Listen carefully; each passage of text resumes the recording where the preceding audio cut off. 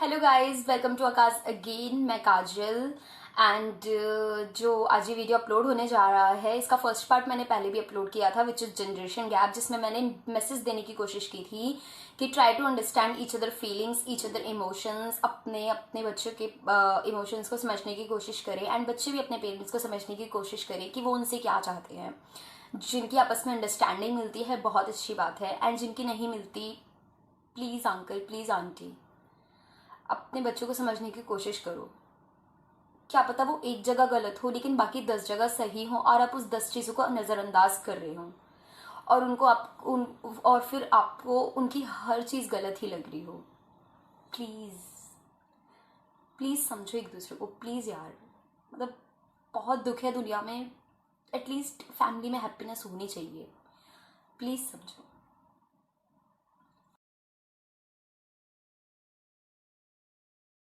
आज कलेश एक और हुआ जरा सी बात के पीछे। उखाड़े गए वो सारे गड़े मुर्दे जो दफन हो गए थे गहरी आंखों में कहीं आंसुओं के नीचे। उनकी इज्जत के लिए मेरी आंखें झुकी देख, जो लगा उन्हें शर्म से झुकी थी, फिर जलील करते रहे पापा। फिर कहीं अपने आंसू में अपना ही वजूद ढूंढते हुए था मन में सवालों का एक नया सियापा। हजारों सवालों के बीच कैद एक आवाज थी, वो बचपन की परवरिश भी कितनी खास थी। हजारों सवालों के आ जाने से क्यों बढ़ जाते हैं फासले अपने बीच, फिर क्यों उन्हें दिए हुए सुख में भी उन्हें लगने लगती है तकलीफ। फासलों के आ जाने से क्यों बढ़ जाती हैं गलतफहमियां, और क्यों फिर उन्हें वो भी दिखने लगा जो मैंने कभी नहीं किया।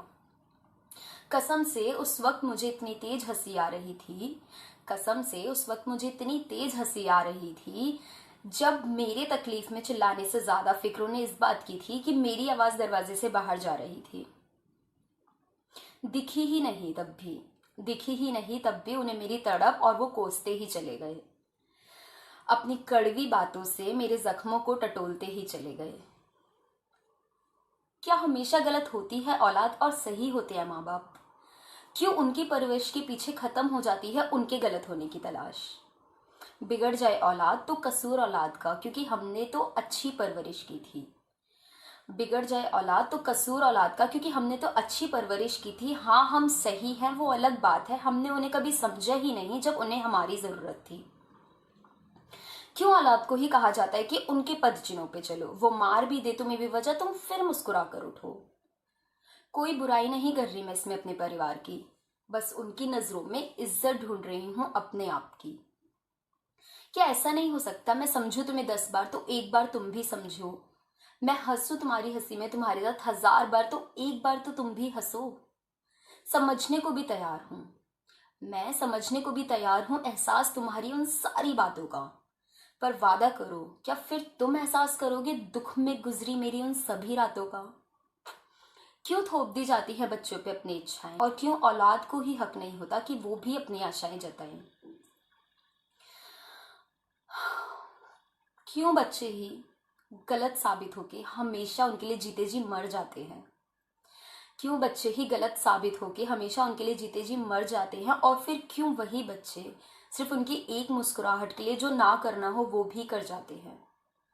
क्यों उनकी उम्र क्यों उनकी उम्र ज्यादा है तो उनका अनुभव भी है, और क्यों औलाद का उनकी खुशी पे भी हक नहीं है? कब खत्म होगा ये उम्र का फासला? ये तो बढ़ता जा रहा है। अभी तुम्हारी उम्र नहीं ये सब करने की, क्यों हर मासूम ये सुनता जा रहा है? बस भी करो और समझो एक दूसरे के हालातों को। हमेशा जिंदगी खुद को कुर्बान करके नहीं कहेगी, और फिर बस कहानी नहीं लगेंगी मेरी बातें, और तुम्हारी आंखों से नदियां भी बहेंगी। दिलाओ ना एहसास, दिलाओ ना एहसास कि कितनी कदर है तुम्हें अपने बच्चों के जज्बातों की। यकीन मानो मेरा, उनके लिए तुम्हारी प्यास के आगे कोई कीमत नहीं होगी खुद की प्यास की। Please understand guys, please, specially parents, please understand. Please यार समझो ना, समझ जाओ ना। गलती है तो बोल दो ना सॉरी, और गलत हो तो कर दो ना माफ। कितना मुश्किल है? माँ बाप ही है ना तुम्हारी, औलाद ही है ना तुम्हारी, समझ जाएगी यार। तुम एक बार कोशिश तो करके देखो, उन्हें माफ करके तो देखो। प्लीज समझ जाओ ना एक दूसरे को, प्लीज यार।